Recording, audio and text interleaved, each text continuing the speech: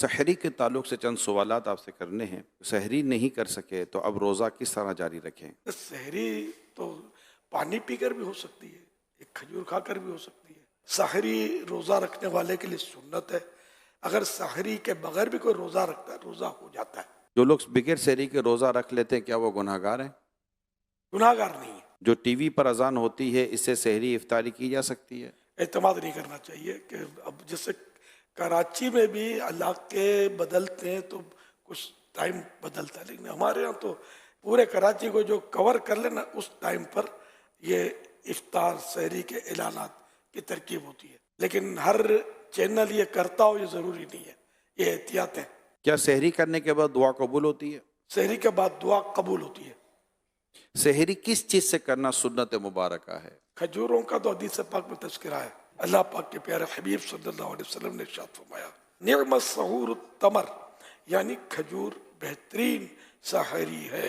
सहरी का वक्त ख़त्म हो रहा हो तो टूथ ब्रश कर सकते हैं? टूथब्रश, अगर टूथपेस्ट भी साथ में है तो देख लें कि मुंह में जायका। ख़त्म हो रहा हो तो वही बोल रहा हूँ कि अगर टूथपेस्ट भी लगाया तो मुंह में हो सकता है कि वो जायका उसका रह जाए और फिर थूक निकले उसका। तो ये क्योंकि इसकी टूथपेस्ट की जो जायका टेस्ट जो है ना वो आसानी से जाता नहीं है, देर लगाता है। इसलिए एहतियात इसी में के रिस्क ना ले। कुछ देर पहले कर लें। इतनी देर पहले कर ले कि मुंह का जायका वो नॉर्मल हो जाए। क्या सहरी के लिए सोना ज़रूरी है? सहरी के लिए सोना शर्त नहीं है। गुस्ल फ़र्ज हो तो क्या सहरी कर सकते हैं?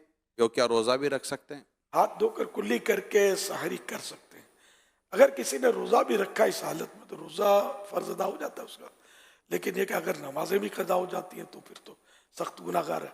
सहरी का अफजल वक्त कौन सा है? सहरी में ताखिर करना, लेट करना, यह मुस्तहब है। मगर इतनी ताखिर भी ना की जाए कि सुबह सादिक का शुबा होने लगे, डाउट होने लगे। यहाँ जहन में ये सवाल पैदा होता है कि ताखिर से मुराद कौन सा वक्त है। मुफ्ती अहमद यार खान साहब फरमाते हैं इससे मुराद रात का छठा हिस्सा है। तो छठा हिस्सा जो है वो अफजल है। सहरी करने की क्या क्या नियतें की जा सकती हैं सहरी में? बेहतरीन नियत ये है कि मैं सरकार सल्लल्लाहु अलैहि वसल्लम की सुन्नत पर अमल कर रहा हूँ, रोज़े पर इससे कुव्वत हासिल करूँगा। वाकई रोज़े पर कुव्वत हासिल होती है। अब रात भर खाए पिए नहीं फिर रोज़ा रखेगा तो जो हालत होगी। जब भी खाना खाएं कोई मतलब ऐसी चीज़ जिससे कुव्वत हासिल होती हो तो फिर उसमें ये नियत इतनी कम से कम नियत कर लेनी चाहिए कि इबादत पर कुव्वत हासिल करने के लिए खा रहा हूँ।